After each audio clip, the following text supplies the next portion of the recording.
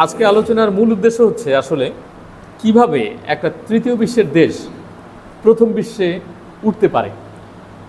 এইটার যে কলা কৌশল, মানে এটার যে আর্ট কৌশল, এইটা আমাদের জানাটা হলো এই বইয়ের বুক রিভিউর মূল উদ্দেশ্য। আমরা আসলে যে বইটা নিয়ে আজকে আলোচনা করব, এই বইটা আমার পড়া হয়েছে 2019 সালে। তো তখন থেকেই আমার চিন্তা ছিল যে এই বইটা নিয়ে একটা বুক রিভিউ করা দরকার, কারণ এই বইটার সাথে বাংলাদেশের রাজনৈতিক, সামাজিক, অর্থনৈতিক প্রেক্ষাপটের কিছুটা মিল আছে, আর এটা একটা ইনফ্লুয়েন্সিয়াল বই। তো তখন আমি এটা একটা বুক রিভিউ করেছিলাম ফেসবুকে, আমার ওয়ালে এটা পাবলিশ করেছিলাম, কিন্তু ফর্মালি এটা নিয়ে আলোচনা করা হয় না। কারণ অ্যাকচুয়ালি আলোচনা করার জন্য এটা যত ইন ডিটেইলে পড়তে হয়, অত ইন ডিটেইলে পড়ার মতো যে ধৈর্য, এটা আমাদের খুব কম মানুষের আছে, কারণ বইটার সাইজ অনেক বড়, বিশাল সাইজ। তো এনিওয়ে, তো লি কুয়ান ইউ, যাকে বলা হয় সিঙ্গাপুরের, আধুনিক সিঙ্গাপুরের জনক, ওনার আত্মজীবনীমূলক একটা বই, আত্মজীবনী বেসিক্যালি, এটা বায়োগ্রাফি। আর বায়োগ্রাফি নিয়ে একটা কথা সবসময় বলা হয় যে biography is always a lie. Biography মানেটাই হচ্ছে এটাকে বিশ্বাস করা যায় না, এটা একটা মিথ্যা কথা, মানে এর মধ্যে কিছু মিথ্যা থাকে। এটা এই শঙ্কা মাথায় নিয়েই আমরা এই বইটা আলোচনা করব, কারণ আমাদের আলোচনার জন্য এই বইটার কিছু ফ্যাক্ট চেকিং করব। ফ্যাক্ট চেকিংটা হচ্ছে লি কুয়ান ইউর সকল তথ্য যে আমরা মেনে নেব, সকল কথা বক্তব্যকে আমরা মনে করব যে সে আসলেই অনেক বড় কিছু, এটা তার মুখ থেকেই কি আমরা মানব, নাকি আরও কিছু তথ্য, আরও কিছু ফ্যাক্ট আমাদেরকে এটা প্রমাণ করতে বাধ্য করবে বা সহায়তা করবে যে আসলে সে আধুনিক সিঙ্গাপুরের জনক। তো এর জন্য আগে আমাদের সিঙ্গাপুরের ইতিহাসটা একটু জানা দরকার।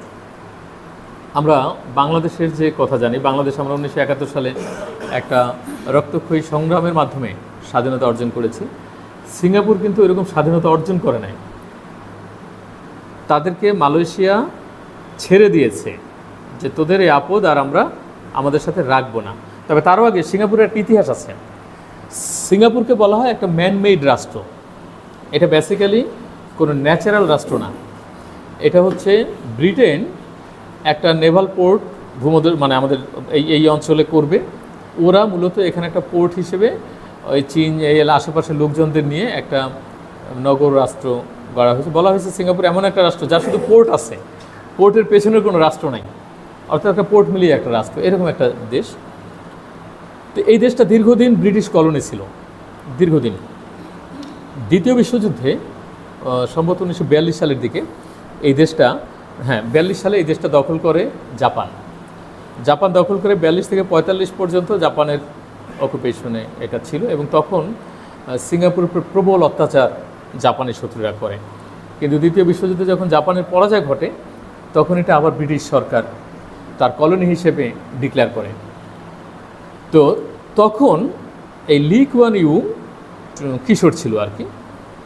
উনি লন্ডন স্কুল অফ ইকোনমিক্সের ছাত্র। স্কুল অফ ইকোনমিক্সে থাকা অবস্থায় উনি সেখানে সিঙ্গাপুরকে কি করে ব্রিটিশ কলোনি থেকে মুক্ত করা যায় এরকম চেষ্টা করে একটা রাজনৈতিক দল ওনার এক বন্ধুকে নিয়ে একটা করলো।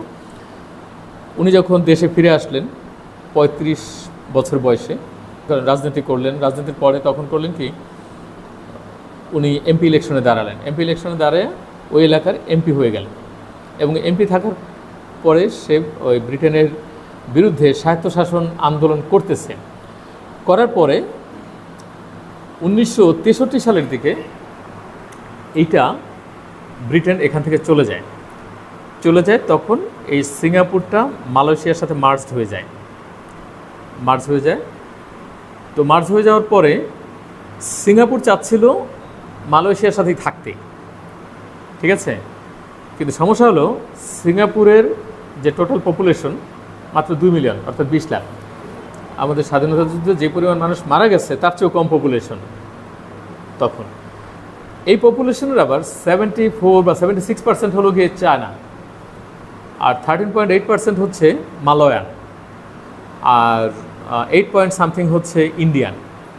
ফলে যে জনসংখ্যা, জনগণের যে ক্যারেক্টারিস্টিকের যে ডিফারেন্স, যেহেতু অধিকাংশ লোক চায় না কিন্তু থাকতেছে মালয়েশিয়ার অধীনে, ফলে ওই এলাকায় একটা বিশাল রায়ট তৈরি হয়। ফলে মানুষের যে ইথনিক, মানে কমপ্লেক্সিটি, মানে বৈষম্য, রেসিয়াল যে কনফ্লিক্ট, এগুলি ক্রমাগত বাড়তে থাকে। তখন মালয়েশিয়া এই দায় মালয়েশিয়া নিতে চায় না। মালয়েশিয়া বলে যে তোমাদের এই দায় আমরা নিতে পারবো না, কারণ মালয়েশিয়া একটা জাতি, এখানে মালয়ান প্রধান, ওখানে অনেক জাতি আছে, কিন্তু চায়নাদের সাথে মালয়েশিয়ার যে সম্পর্ক এবং এদের চায়না পিপলের যে ক্যারেক্টারিস্টিক, এই ক্যারেক্টারিস্টিকের সাথে মালয়েশিয়া চায়নি যে তার দেশে এরকম একটা কন্টিনিউয়াস অ্যানার্কিস্ট পপুলেশন ওর দেশের সাথে থাকুক। তখন মালয়েশিয়া সিঙ্গাপুরকে সেপারেট করে দেয় যে তোমরা চলে যাও। এই সিচুয়েশনটা হচ্ছে ভয়ঙ্কর একটা সিচুয়েশন লি কুয়ান ইউর জন্য। এবং যেদিন মালয়েশিয়ার থেকে তারা সেপারেট হয়, সেই সময়কার একটা ইন্টারভিউ, বিবিসির সাথে দেওয়া একটা ইন্টারভিউ এখনও উইকিপিডিয়া আছে। লি কুয়ান ইউ কান্না জড়িত কণ্ঠে বলতেছে যে আমরা একই টেরিটরির মানুষ, অথচ আমাদেরকে মালয়েশিয়া রাখতে চাচ্ছে না, আমরা এখন কি করব। ফলে এরকম একটা প্রেক্ষাপটে 1965 সালে এই দেশটা স্বাধীন হয়, মানে অনিচ্ছাকৃত স্বাধীন। এটা কিন্তু পৃথিবীর ইতিহাসে এমন ঘটনা আর নাই যে আমরা চাই নাই আমাদেরকে জোর করে স্বাধীন করে দিচ্ছে, এমন ঘটনা আর নাই। হ্যাঁ, এটা হচ্ছে একটা মানে সিঙ্গাপুরের একটা ইউনিক ঘটনা। তখন এই বইয়ের শুরুটা একটা অসাধারণ পদ্ধতিতে শুরু করা আছে। একটা লাইন আছে যে মানুষ যখন বাড়ি নির্মাণ করতে চায়, বাড়ি নির্মাণ কেমনে করা যায় তার কলা কৌশলের জন্য বই আছে, তাই না? একটা জাহাজ নির্মাণের কলা কৌশলের জন্য বই আছে, কিন্তু একটা রাষ্ট্র কীভাবে গঠন করতে হয় এটার কোনো বই নাই। ফলে আমাকে এমনভাবে শুরু করতে হচ্ছে যে আমি এমন একটা রাষ্ট্রকে পেয়েছি যেই রাষ্ট্রর আসলে কোনো রিসোর্স নাই, কোনো সম্পদ নাই, যে মানুষের মধ্যে একতা নাই, মানুষের মানে এক একজন মানুষের এক এক রকমের কনফ্লিক্টিং মানসিক অবস্থা, কোনো রিসোর্স নাই, ল্যান্ড নাই, এরকম একটা রাষ্ট্র, আমাকে এই রাষ্ট্রকে গড়তে হবে। তখন তার যে রিজিডিটি, তার যে ভিশন এবং তার যে ক্যারিশমা, এই ক্যারিশমা দিয়ে সে সিঙ্গাপুরকে 1965 সাল থেকে 1990 সাল পর্যন্ত এই ভদ্রলোক সিঙ্গাপুরকে যে রাষ্ট্র ক্ষমতায় থেকে যে সেবা দিয়েছে, তাতে এই সিঙ্গাপুর থার্ড ওয়ার্ল্ড থেকে ফার্স্ট ওয়ার্ল্ডের একটা কান্ট্রিতে গেল।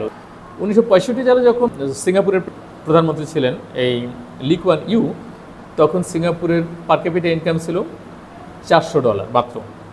আর উনি যখন ছেড়ে আসছেন তখন 12,000, এখন হলো 30,000-এর প্লাস, অর্থাৎ পৃথিবীর সবচেয়ে ধনী দেশগুলোর মধ্যে একটা।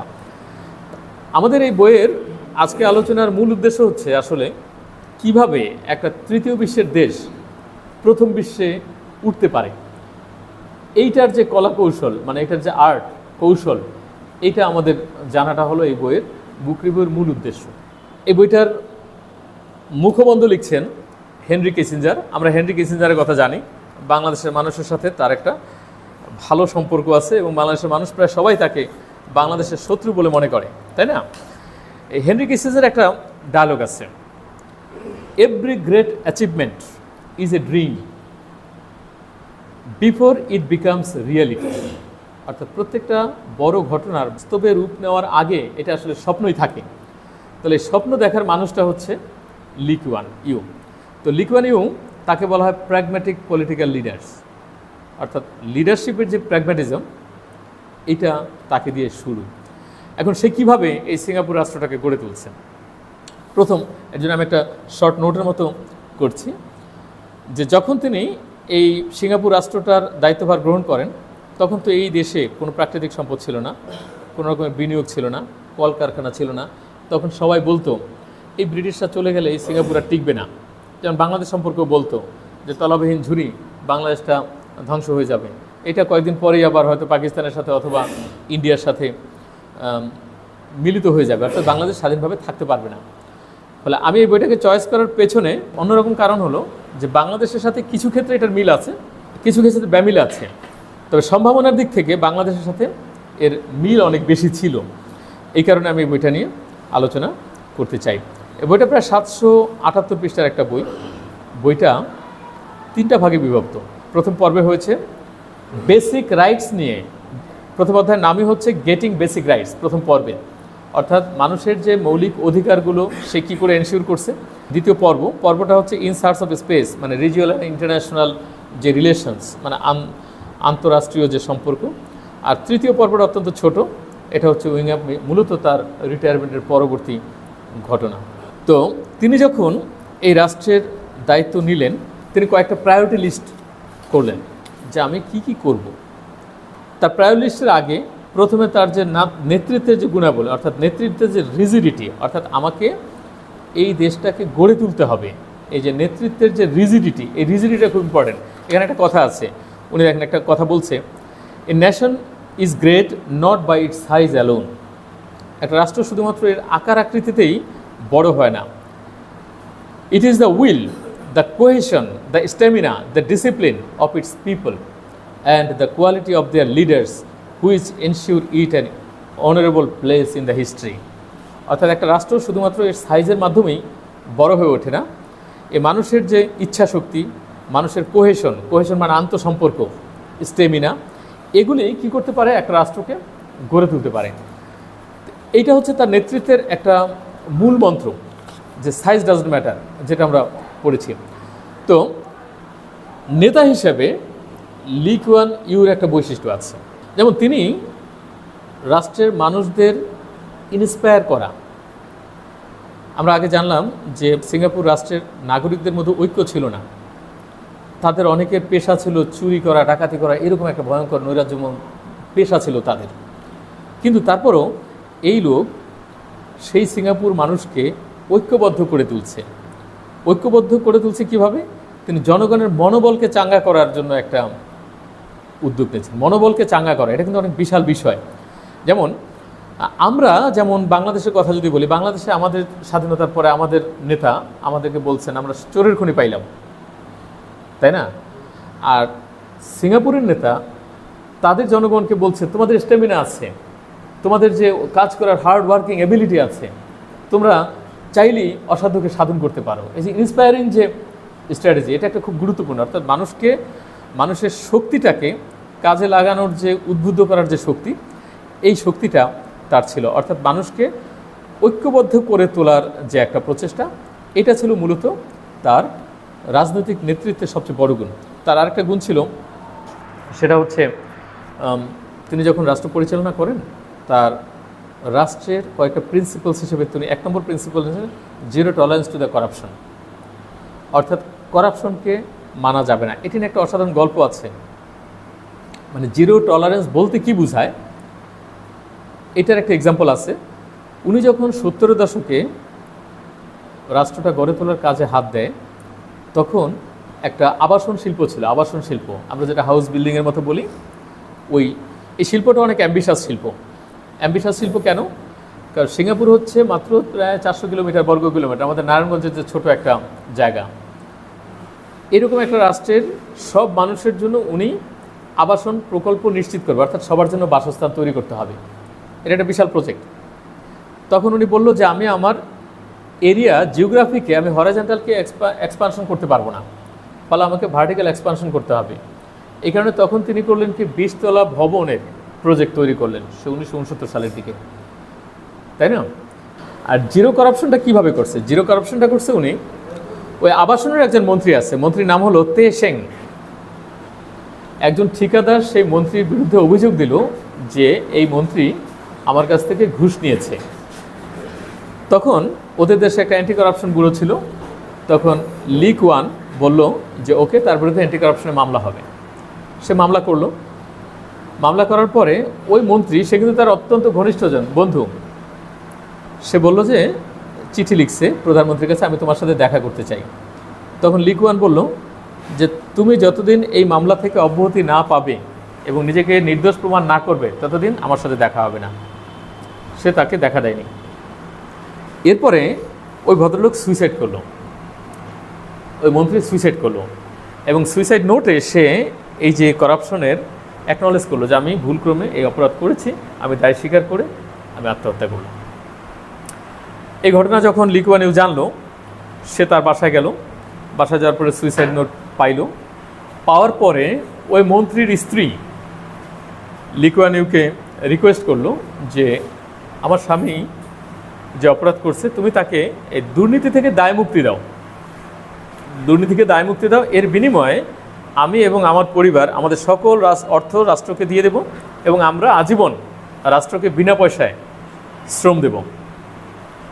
লি কুয়ান ইউ বলল যে এটা তখনই সম্ভব যখন তুমি মেডিকেল রিপোর্ট আনবা যে তোমার স্বামীর ন্যাচারাল ডেথ হয়েছে, মানে বিষয়টা হচ্ছে এরকম, কারণ তার হাজব্যান্ডের তো ন্যাচারাল ডেথ হয় নাই, সে তো সুইসাইডাল ডেথ। সেখানে ডাক্তার থেকে তো সে কী করতে পারবে না, ন্যাচারাল ডেথের সার্টিফিকেট আনতে পারবে না, অর্থাৎ এটা ইম্পসিবল। তাহলে জিরো টলারেন্স, তার জিরো টলারেন্সটা ছিল এরকম যে আমি জিরো টলারেন্সটা এইভাবে করব যে আমার আপনজনও যদি, আমার দলের লোকও যদি করাপশন করে, সে সেটাকে অ্যাকসেপ্ট করেনি। একই সাথে সাথে আমরা যদি কম্পেয়ার করি এই অবস্থানগুলো আমাদের বাংলাদেশে, আমরা দেখব যে আমাদের শাসক শুরু থেকে এই পর্যন্ত যত শাসকই আছে তাদের প্রায় সকলেরই করাপশন, নিজেদের পরিবার পরিজন আত্মীয় স্বজনের যে করাপশনের, সেখানে জিরো টলারেন্স নাই। আমাদের জিরো টলারেন্স হলো শুধুমাত্র বিরোধী দলের জিরো টলারেন্সের জন্য, তাই না? ব্যুরোক্রেসির মধ্যে ম্যারিটোক্রেসির উনি প্রাধান্য দিচ্ছে, ম্যারিটোক্রেসি অর্থাৎ মেধা এবং যোগ্যতার ভিত্তিতে। আমাদের আমলাতন্ত্রে ব্যুরোক্রেটিক যে মেধা এবং যোগ্যতার ভিত্তিতে ব্যুরোক্রেটিক প্রমোশন তো নাই। আমাদের এখানে দলীয় আনুগত্য এবং এই যে স্বজনপ্রীতি নানা কিছুর মাধ্যমে আমাদের যে হয়, ফলে আমাদের যে সম্ভাবনার জায়গা ছিল, সম্ভাবনা কোথায় নষ্ট হলো। এবং সিঙ্গাপুরের যে একটি তৃতীয় বিশ্বের রাষ্ট্র থেকে কিভাবে এরা প্রথম বিশ্বের রাষ্ট্রে পরিণত হলো, এটার একটা প্রধানতম কারণ হচ্ছে এইটা যে তার রাষ্ট্র শাসন পরিচালনায় মেধা এবং যোগ্যতার অগ্রাধিকার দিতে পারছে, আর হচ্ছে করাপশনটাকে জিরো করাপশন, জিরো টলারেন্স নীতি তারা গ্রহণ করতে পারছে। এটা একটা বিশাল গুরুত্বপূর্ণ বিষয়। ল্যান্ড ম্যানেজমেন্ট ছিল তার একটা গুরুত্বপূর্ণ অধ্যায়। যে ওই যে বললাম যে আমার দেশের রাষ্ট্রের ল্যান্ড এরিয়া কম, ফলে ভার্টিক্যালি আপওয়ার্ড করব। এটা যেমন মাটির উপরে, সে মাটির নিচেরও ল্যান্ড ম্যানেজমেন্ট করলো, অর্থাৎ আমার মাটির নিচে 4-5 তলা রাস্তা হবে, একেবারে নিচে যাবে রেল, তার উপরে বাস, তার উপরে, অর্থাৎ মাটির নিচ থেকে উপরে আকাশ পর্যন্ত পুরো ল্যান্ড ভার্টিক্যালি যতভাবে এই রাষ্ট্রের এরিয়াটাকে বাড়ানো যায় সে সেভাবে এটা করছে। এবং করার পরে আবার অ্যাট দ্য সেম টাইম সবুজ যে গ্রিন আয়ন যেটাকে আমরা বলি, সবুজ আয়নও ঠিক রাখছে। তার মানে এত ছোট একটা এরিয়াকে সে প্রপারলি ল্যান্ড ম্যানেজমেন্টের মাধ্যমে প্রপার ইউটিলাইজ করার যে চেষ্টা, সেখানে সে সফল হয়েছে। এরপর আমরা যদি তার অর্থনৈতিক সংস্কারের কথা বলি, আমরা আগে জানলাম যে তার দেশের কোনো রিসোর্স নাই, কোনো রকমের ন্যাচারাল রিসোর্স নাই সিঙ্গাপুরের। তখন সে দেখলো যে তাহলে আমার দেশের মানুষের অর্থনৈতিক সংস্কারের জন্য ইমিডিয়েট যেটা শর্ট টার্ম কাজ করা, সেটা হচ্ছে এটাকে বলে মানে লেবার ইন্টেন্সিভ ইন্ডাস্ট্রি তৈরি করা, অর্থাৎ আমাদের বাংলাদেশের গার্মেন্টসের মতো। যেখানে সিঙ্গাপুর এটা শুরু করছিল টয় মেকিং ইন্ডাস্ট্রি দিয়ে, অর্থাৎ খেলনা, যেখানে অনেক বেশি লোক লাগবে, মূলধন কম লাগবে এবং হাই টেকনোলজি কম লাগবে। তাহলে আমার অনেক বেশি লোকের একসাথে কি হবে, কর্মসংস্থান হবে। ফলে কর্মসংস্থান থাকলে এই মানুষগুলো চুরি ডাকাতির সাথে আর যুক্ত হতে পারবে না। তাহলে সিঙ্গাপুরের প্রথম যে পপুলেশন ম্যানেজমেন্ট, অর্থনৈতিক সংস্কারের উনি করলো কি, লেবার ইন্টেন্সিভ ইন্ডাস্ট্রি তৈরি করলো। অ্যাট দ্য সেম টাইম উনি এডুকেশনে একটা বিশাল রিফর্ম আনলো। রিফর্ম আনলে ভোকেশনাল যে এডুকেশন সেটার উপরে গুরুত্ব দিল এবং খুব অল্প সময়ের মধ্যে উনি মানুষকে ট্রেন আপ করে হাই টেকনোলজিক্যাল যে ইন্ডাস্ট্রি আস্তে আস্তে সেদিকে শিফট হলো। এখন তো সিঙ্গাপুরের হাই টেকনোলজিক্যাল ইন্ডাস্ট্রি অনেক মানে বিশাল এস্টাবলিশড। উনি আবার করলো কি, ইকোনমিক সংস্কারের জন্য উনি সিঙ্গাপুরকে একটা well secured foreign investing country হিসেবে ডিক্লেয়ার করলো। অর্থাৎ এখানে যারা বিদেশি বিনিয়োগ আসবে, এই বিদেশি বিনিয়োগের সর্বোচ্চ নিরাপত্তা উনি নিশ্চিত করলো এবং ইকোনমিক একটা হাব তৈরি করলো, যেটা মধ্যপ্রাচ্যে দুবাইকে কেন্দ্র করে হলো। এটা এখানে সিঙ্গাপুরকে কেন্দ্র করে একটা ইকোনমিক হাব তৈরি হয়ে গেছে। এটা ছিল ওনার একটা গুরুত্বপূর্ণ ইনিশিয়েটিভ। তো ওনার বড় অগ্রগতিটা ছিল আসলে শিক্ষা সংস্কারে, মানব সম্পদ উন্নয়নে। এখানে আমি আগে বললাম যে উনি কী করলেন, উনি কারিগরি শিক্ষার উপরে গুরুত্ব দিচ্ছেন। এখন শিক্ষা সংস্কারের মধ্যে ওনার একটা কন্ট্রিবিউশনটা কি, মানে লি কুয়ান এর আমার যেটা পড়ে মনে হয়েছে যে লি কুয়ানের একটা বৈশিষ্ট্য ছিল এক্সাম্পল তৈরি করা। যেমন সিঙ্গাপুর পৃথিবীর সবচেয়ে ছোট দেশ, এই সবচেয়ে ছোট দেশটার মধ্যে উনি পৃথিবীর সবচেয়ে বিখ্যাত একটি ইউনিভার্সিটি তৈরি করবেন। আগে সিঙ্গাপুরের যে ইউনিভার্সিটি, এখন যেটা ইউনিভার্সিটি অফ সিঙ্গাপুর, ওইটা আগে ছিল ইউনিভার্সিটি অফ মালয়ার একটা কলেজ ছিল। এইটার সাথে নানিয়াং ইউনিভার্সিটিকে মার্জ করে 1978 সালে উনি ন্যাশনাল ইউনিভার্সিটি অফ সিঙ্গাপুর তৈরি করলেন এবং এই ন্যাশনাল ইউনিভার্সিটি অফ সিঙ্গাপুরের একটা পলিসি উনি ডিক্লেয়ার করলেন। পলিসি ডিক্লেয়ার করলেন কি, উনি দেখলেন যে আমেরিকা পৃথিবীর সেরা, এটার কারণ হচ্ছে রিসার্চ অ্যান্ড গবেষণায়। ফলে উনি একদিকে যেমন ভোকেশনাল ট্রেনিংয়ে, ভোকেশনাল এডুকেশনে মানুষকে উদ্বুদ্ধ করছে, আবার at the same time national University of Singapore তৈরি করে এখানে হাইলি রিসার্চ গ্রান্ট উনি এনশিওর করছে, প্রচুর রিসার্চ টাকা। এখন ওনার দেশের মানুষ তো আর পৃথিবীর সেরা রিসার্চ তৈরি করতে পারবে না, তখন ওনার যে নেক্সট পলিসি সেটা হলো second best policy. Second best পলিসিটা কি? সেকেন্ড বেস্ট পলিসিটা হলো উনি দেখলো যে আমেরিকা উন্নত, কারণ আমেরিকা পৃথিবীর সবচেয়ে বেস্ট মেধাটাকে আমেরিকা নিয়ে যায়। তো সিঙ্গাপুর যে রাষ্ট্র আমেরিকার সমাজ সুযোগ সুবিধা দিতে পারবে না, তখন উনি করলো কি সেকেন্ড বেস্ট প্রোডাক্টগুলোকে চয়েস করলো, যে আমেরিকা ফার্স্ট বেস্টগুলো নিয়ে নেবে, আমরা সেকেন্ড বেস্টগুলোকে আমার দেশে নিয়ে এসে আমার দেশের রিসার্চে আমি কাজে লাগাবো। তখনও টার্গেট হিসেবে ভারত, চীন, এই এরিয়া, বাংলাদেশ, এই সমস্ত এলাকার লোকজনকে স্কলারশিপ দেওয়া শুরু করলো। এবং খুব অল্প সময়ের মধ্যে সিঙ্গাপুর কী করলো, ন্যাশনাল ইউনিভার্সিটি অফ সিঙ্গাপুর পৃথিবীর ওয়ার্ল্ড র্যাঙ্কিংয়ে চলে গেল। এখন হলো প্রায় 17, সম্ভবত National University of Singapore world র্যাঙ্কিংয়ে 17। তাহলে এই যে একটা দেশ যার মানব এবং জিওগ্রাফিক্যাল এরিয়া হচ্ছে ইনসিগনিফিকেন্ট, অথচ তার একটা ইউনিভার্সিটির র্যাঙ্কিং হচ্ছে ওয়ার্ল্ড 17, এটা বিশাল কন্ট্রিবিউশন। উনি স্বাস্থ্য সংস্কার একটা গুরুত্বপূর্ণ ওনার কাজ আছে, সেখানে ওনার পলিসি, টোটাল ইকোনমিক পলিসিকে বলা হয় একদিকে হচ্ছে পুঁজিবাদী পলিসি, আবার আরেকদিকে সোশ্যাল ওয়েলফেয়ার মানে যে পলিসি সেটাও আছে। যেমন প্রথমে সিঙ্গাপুরে উনি স্বাস্থ্য ব্যবস্থা ফ্রি করে দিয়েছিল, অর্থাৎ ফ্রিতে সবাই পেত। উনি এটা নিয়ে রিসার্চ করে দেখলেন যে হাসপাতাল থেকে মানুষজন ওষুধ নেয়, অনেক দামি দামি অ্যান্টিবায়োটিক পায়, কিন্তু যেহেতু বিনা পয়সায় মানুষ আর এটা খায় না, 2 দিন পরে ওষুধ ভালো না হলে ফালায় দেয়। তখন উনি করলেন কি, এই পলিসিটা চেঞ্জ করে দিলেন যে প্রত্যেকবার তুমি ডাক্তার দেখাইলে তোমাকে 50 সেন্টস করে দিতে হবে। তার মানুষ যখন পয়সা দিয়ে ডাক্তার দেখানো শুরু করলো, এরপর থেকে ঔষধটা তারা ঠিকভাবে খাওয়া শুরু করলো, এবং পরবর্তীতে 50 সেন্টের পরিবর্তে $1, $2 এরকম আস্তে আস্তে ডেভেলপ হয়েছে। তার মানে উনি ফ্রি তখনই দিতে রাজি যখন এই ফ্রিটা কাজে লাগবে, কিন্তু ফ্রি কাজে না লাগলে উনি সেখানে, এমন একটা ডায়লগ আছে যে ডায়লগটা হচ্ছে কোনো কিছুই ফ্রি না, এমনকি একটা সিঙ্গেল ড্রপ অফ ওয়াটারও এখানে ফ্রিতে আসে না, ফলে ইউ হ্যাভ টু পে ইট, তাই না? তো উনি হাসপাতালের জন্য দেখা গেল যে আরেকটা, ওই যে বললাম যে ওনার একটা অ্যাটিটিউড ছিল বেস্ট ওয়ানটা তৈরি করা। উনি কিন্তু মাউন্ট এলিজাবেথ হাসপাতাল নামে একটা হাসপাতাল, পৃথিবীর সেরা হাসপাতাল তৈরি করে ফেললো। তাহলে সিঙ্গাপুর পৃথিবীর একটা ছোট্ট দেশ, সেই ছোট্ট দেশে পৃথিবীর সেরা একটা ইউনিভার্সিটি তৈরি হয়ে গেছে, যে ছোট্ট দেশে পৃথিবীর সেরা একটা হাসপাতাল তৈরি হয়ে গেছে। এখন এই হাসপাতাল তৈরি হওয়ার মাধ্যমে হয়েছে কি, ওই দেশে মেডিকেল ট্যুরিজম তৈরি হয়ে গেছে, অর্থাৎ চিকিৎসার জন্য মানুষ এখন সিঙ্গাপুর যায় ঘুরতে। একটা তো হচ্ছে ফরেন ইনভেস্টমেন্টের জন্য ইকোনমিক হাব তৈরি করছে। ইকোনমিক হাব তৈরি করে কি হয়েছে, ওখানে ইনভেস্টরদের একটা অবাধ, যেহেতু নিজস্ব কোনো অর্থ নাই, ফলে ফরেন ইনভেস্টমেন্ট ছাড়া তার কোনো উপায় নাই। সে একদিকে ফরেন ইনভেস্টমেন্ট কালেক্ট করছে, অ্যাট দ্য সেম টাইম সে ট্যুরিজমকে এনকারেজ করার জন্য এই যে মেডিকেল ট্যুরিজম নামে একটা নতুন একটা পথ তৈরি করছেন। ফলে এটা হচ্ছে তার একটা প্র্যাগম্যাটিজম। তার ইন্টারন্যাশনাল রিলেশনশিপে তার আরেকটা প্র্যাগম্যাটিজম আছে, সেটা হচ্ছে সিঙ্গাপুর হলো চায়নার খুব কাছের রাষ্ট্র। চায়না একদিকে জায়ান্ট পাওয়ার, আবার জাপান একসময় পরাশক্তি ছিল, কিন্তু সে জাপানের সাথেও, জাপান তো অকুপাইড রাষ্ট্র, ফলে জাপানের সাথে সম্পর্ক ভালো না। পরবর্তীতে সে ট্রায়াল অ্যান্ড এরর বেসিসে অনেকগুলো রাষ্ট্রের সাথে সম্পর্ক তৈরি করছে, কিন্তু সে এখানে একবার বলছে যে ট্রায়াল এরর করে আমি দেখলাম যে আমেরিকান অ্যালাইনমেন্টে থাকাটাই হচ্ছে সিঙ্গাপুরের জন্য সবচেয়ে বেশি লাভজনক। সে আমেরিকান অ্যালাইনমেন্টে গেল ঠিকই, কিন্তু সে আবার এর মাধ্যমে একটা রিজিওনাল কোঅপারেটিভ অ্যালায়েন্সও তৈরি করেছে, যেটা আসিয়ান আমরা বলি। আসিয়ানের মাধ্যমে, যেমন আমাদের বাংলাদেশেও কিন্তু এরকম একটা রিজিওনাল কোঅপারেশন হয়েছিল, স্যার জিয়া রহমান যেটা করছিল, যে রিজিওনাল কোঅপারেশন ছাড়া আমরা আসলে লোকাল ডেভেলপমেন্ট সম্ভব নয়। তাহলে একদিকে সে সুপার পাওয়ারের সাথে যুক্ত হলো, at the same time China, মালয়েশিয়াকে আবার শত্রুও না বানায়, ভিয়েতনাম, ইন্দোনেশিয়ার সাথে তার দীর্ঘদিনের শত্রুতার সম্পর্ক ছিল, এদেরকে সবাইকে আবার একসাথে নিয়ে একটা রিজিওনাল কোঅপারেশন তৈরি করে ফেললো।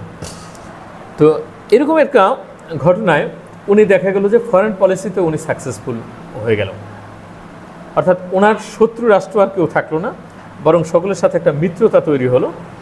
মিত্রতা আবার আমাদের বাংলাদেশের মতো friendship to all manage two নান না, মিত্রতাটা হচ্ছে স্বার্থের ভিত্তিতে মিত্র, যার সাথে আমার স্বার্থ আছে তার সাথে আমার মিত্রতার সম্পর্ক আছে, এরকম।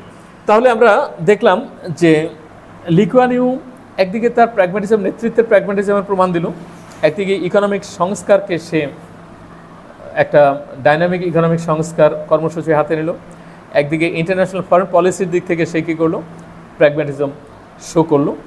এখন নাগরিকের মধ্যে যে সাম্য, এটা আমি একটু আগে বলছিলাম যে লি কুয়ান ইউ মানুষের যে মর্যাদা, এই মর্যাদায় কখনো আঘাত করতো না, কারণ মানুষের মর্যাদায় আঘাত করা অত্যন্ত জঘন্য একটা কাজ, মানুষের পুরো ইন্সপিরেশন নষ্ট হয়ে যায়। ফলে উনি একটা পলিসি করছে, ওই যে ইথনিক ইন্টিগ্রেশন পলিসি। এখানে অনেকগুলো বৈশিষ্ট্য আছে। প্রথম বৈশিষ্ট্য হচ্ছে যে এই আবাসন এলাকায় আবার ইথনিক যে ঝামেলা তৈরি না হয়, এই কারণে কোনো একটা এরিয়ায়, কোনো একটা রিজিয়ন, কোনো একটা ধর্মের, কোনো একটা ইথনিসিটির মানুষ যেন মেজরিটি না হয়ে যায়, এটাকে চেকস অ্যান্ড ব্যালেন্স করতো, যে প্রত্যেক এলাকায় সকল রকমের মানুষের একটা সম্মেলন থাকবে। এটা আমরা যেমন এখন হিল ট্র্যাক্টের কথা আমরা বলি, বাংলাদেশে কিন্তু জিয়াউর রহমান এরকম একটা প্রজেক্ট করছিল, যেটা আবার আমাদের বামপন্থী অনেক বন্ধুরা সমালোচনা করে। আমরা লি কুয়ানেরও সমালোচনা করব বইয়ের শেষে, আলোচনার শেষে। যেটা উচিত কি উচিত না সেটা ভিন্ন বিষয়, কিন্তু একজন রাষ্ট্রের প্রধান হিসেবে, রাষ্ট্রের কর্ণধার হিসেবে ওনার যে রাষ্ট্রীয় নীতি, সে রাষ্ট্রীয় নীতি হচ্ছে মানুষের মধ্যে বিভাজন তৈরি না করা। এখন আমাদের যে পপুলেশন ডেমোগ্রাফি, আমরা যারা পপুলেশন সায়েন্স পড়ি, পপুলেশন ডেমোগ্রাফির একটা বৈশিষ্ট্য হচ্ছে যেখানে পপুলেশন ডেন্সিটি বেশি, সেখান থেকে যেখানে পপুলেশন ডেন্সিটি কম, সেখানে মানুষকে কি করা যায়, শিফট করা যায়। তো এই কারণে আর আমাদের যে পাহাড়ি এলাকা যেটাকে আমরা বলি, সেখানে যদি আমরা এক শ্রেণীর মানুষকে রাখি, যে কোনো সময় সেই শ্রেণীর মানুষ যদি রাষ্ট্রের সার্বভৌমত্বের এগেনস্টে চলে যাওয়ার সম্ভাবনা তৈরি করে, তাহলে সে আমাদের রাষ্ট্রীয় হুমকি। তো লি কুয়ান ইউ এই প্রজেক্টটা মাথায় রেখে উনি করছেন কি, আবাসন প্রজেক্টের মধ্যে উনি ওই যে বললাম Chinese people, Malayan people, Hindu people, সবাইকে একটা ইউনিফর্ম একটা প্রপোর্শনেটলি ওই আবাসনটা ডিস্ট্রিবিউট করছে। এটা একটা বৈশিষ্ট্য। এখন রাষ্ট্রের মানুষের, ওনার তো এত ছোট পপুলেশন, উনি রাষ্ট্রের পপুলেশনকে কোনো একটা দেশের সাথে যুদ্ধ করার জন্য উপযুক্ত করতে পারবেন না। তাহলে উনি আর্মি তৈরি করছেন, অ্যাট দ্য সেম টাইম উনি আবার করছেন কি, সবার জন্য কম্পালসারি ন্যাশনাল সার্ভিস, প্রত্যেকের 2 বছর ন্যাশনাল সার্ভিস এই পার্টিসিপেট করতে হবে। প্রত্যেক মানুষকে আপনার নাগরিক হলে তাকে 2 বছর ট্রেন আপ করতে হবে, সেখানে আর্মস ট্রেনিং করতে হবে, অর্থাৎ সেলফ প্রোটেকশনের যে জায়গা সেটা উনি তৈরি করছেন। এটা কিন্তু আমাদের বাংলাদেশে শুরু হয়েছিল বিএনসিসির হাত ধরে, অর্থাৎ বিএনসিসি ওই এরকম একটা প্রজেক্ট ছিল। এটাও জিয়া করছিল যে বাংলাদেশের মানুষের, কারণ আমরা আমাদের পার্শ্ববর্তী যে রাষ্ট্রগুলো আছে, এই রাষ্ট্রগুলোর সাথে আমরা যদি কনফ্লিক্টে যাই তাহলে আমরা পারবো না। ফলে আমাদের মানুষের মধ্যে যে একটা কন্টিনিউয়াস মুভ করা, একটা হচ্ছে আমরা অল্প সময়ের জন্য ফাইট করে জিতে যাব, আর যেমন এই ফাইটটা, এই সাকসেসটা, এই জয়টা টিকিয়ে রাখার জন্য আমাদের যে লং টার্ম প্ল্যান দরকার, সেই লং টার্ম প্ল্যানের জন্য উনি এই কাজটা করছেন। তো এনিওয়ে, তো 1965 সাল থেকে 1990 সাল পর্যন্ত লি কুয়ান ইউ সিঙ্গাপুরের নেতৃত্ব দিলেন, এবং সিঙ্গাপুরের নেতৃত্ব দিয়ে এই সময় তিনি পৃথিবীর সেরা একটি দেশে নিয়ে আসলেন। তার সময় সর্বশেষে সিঙ্গাপুরের পার ক্যাপিটা ইনকাম ছিল $12,000, এখন প্রায় $30,000 বেশি। এরপরেও সে প্রধানমন্ত্রী তো ছেড়ে দিছে, কিন্তু অ্যাডভাইজারি বোর্ডে ছিল প্রায় 2000 সাল পর্যন্ত, এবং 2015 সালে 91 বছর বয়সে এই ভদ্রলোক মারা গেলেন। তো ওনাকে বলা হয় বেনেভোলেন্ট ডিক্টেটর। উনি একদিকে ডিক্টেটর, ওনার অনেক সমালোচনা আছে।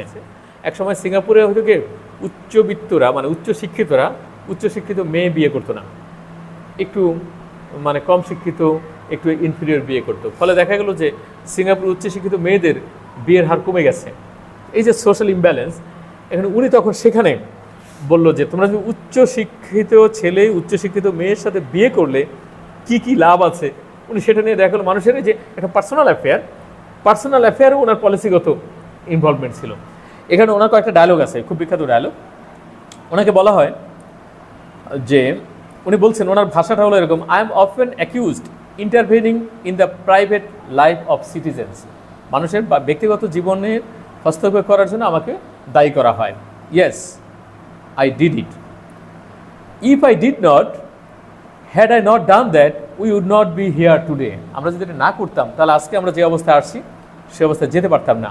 আমরা যদি না জানি কে আমার প্রতিবেশী, কে আমার নয়েজ সৃষ্টি করছে, কে আমার জীবনের সাথে মিশে আছে, কে আমাকে উত্ত্যক্ত করছে, কার ভাষা কি, তাহলে আমরা কীভাবে এই জাতিকে ইউনাইটেড করব? তাহলে we decide what is right, এটা হলো ওনার বিখ্যাত ডায়লগ। We decide what is right, never mind what people think. মানুষ কি মনে করলো সেটা আমি ভাবিনি, আমি ভাবছি কি করা উচিত।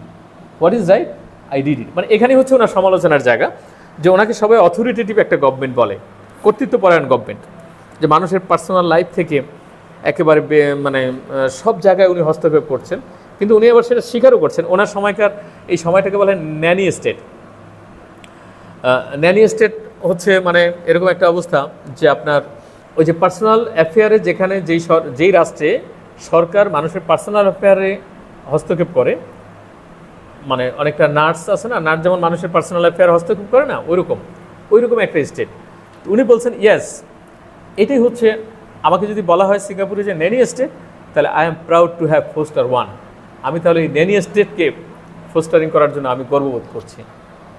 এটা হচ্ছে ওনার মূল ফিলসফি। আমি যদি সিঙ্গাপুরের সাথে বাংলাদেশের একটু কম্পেয়ার করি, তাহলে আমাদের স্বাধীনতার সময় প্রায় সমান সমান। ওরা 1965 সালে স্বাধীনতা লাভ করছে, আমরা 1971 সালে, মাত্র 6 বছর পরে।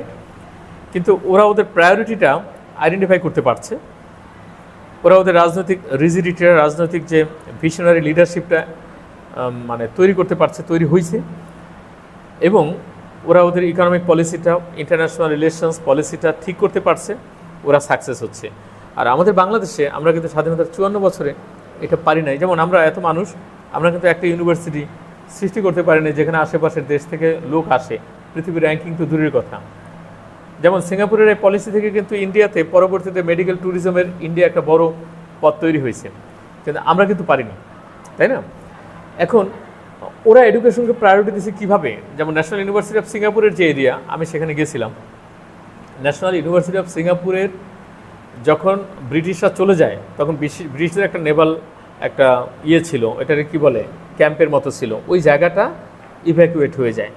তো ওই জায়গাটা ইভ্যাকুয়েট হয়, ওইটা কিন্তু পুলিশে দেয় নাই, ওটা কিন্তু মিলিটারিতে দেয় না, ওটা কিন্তু ন্যাশনাল ইউনিভার্সিটি সিঙ্গাপুরকে দিয়ে গেছে। মানে এই লি কুয়ান ইউ একটা খোলা জায়গা, উন্মুক্ত জায়গা, পরিত্যক্ত জায়গা। যেমন আমাদের বাংলাদেশে একটা পরিত্যক্ত জায়গা পাইলে আমরা যে নারায়ণগঞ্জের পরিত্যক্ত জায়গা আমরা কী করলাম, র্যাবকে দিলাম, মিলিটারিকে দিলাম, তাই না? তাহলে ল্যান্ড ম্যানেজমেন্ট থেকে শুরু করে এভরি অ্যাসপেক্টসে লি কুয়ান ইউ যেটা করছে, পিপলস ইন্টারেস্টটাকে সার্ভ করছে। পিপলস ইন্টারেস্ট, যেখানে পিপলস ইন্টারেস্ট আছে সেখানে সে দেখছে। এই করতে গিয়ে ওনার সবচেয়ে বড় সমালোচকরা ছিল কমিউনিজম। উনি কমিউনিজমের অ্যাগেনস্টে অত্যন্ত কট্টর ছিলেন, মানে কমিউনিজমকে উনি দাঁড়াতেই দেননি কোথাও। এই কারণে বাংলাদেশে যারা একটু বামপন্থী পলিটিক্যাল মানে পলিটিক্স চর্চা করে, তারা কিন্তু লি কুয়ান ইউকে এখনও খুব বড় একটা প্রতিপক্ষ হিসেবে মনে করে। কিন্তু আলটিমেটলি আমরা যদি মনে করি সিঙ্গাপুর তৃতীয় বিশ্বের একটি দেশ থেকে প্রথম বিশ্বে গেছে, তাহলে আমাদের মানতেই হবে এ যাওয়ার পেছনের কারিগরটা হচ্ছে লি কুয়ান ইউ। আমরা যদি এখন মনে করি যে সিঙ্গাপুরের শিক্ষা ব্যবস্থাটা ইতিবাচক পরিবর্তন হয়েছে, তাহলে এই শিক্ষা ব্যবস্থার পেছনের কারিগরটা হচ্ছে লি কুয়ান ইউ। আমরা যদি মনে করি যে সিঙ্গাপুরের সোশ্যাল সিকিউরিটি আছে, মানুষ নিরাপদ, তাহলে এই নিরাপত্তার পেছনের মানুষটা হলো লি কুয়ান ইউ, তাই না?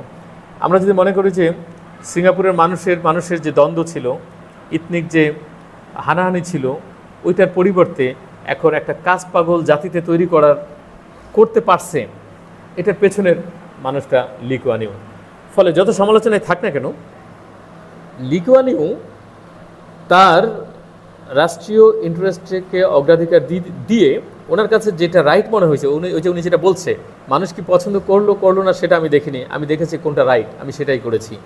তার কাছে যেটা রাইট মনে হয়েছে সে সেটা করেছে, এবং সে আলটিমেটলি সেটা সাকসেস হয়েছে। সেটা সাকসেস যে হয়েছে, এখন আমরা এটা বুঝি যে এখন সিঙ্গাপুরে বাংলাদেশ থেকে অনেক মানুষ যেতে চায়।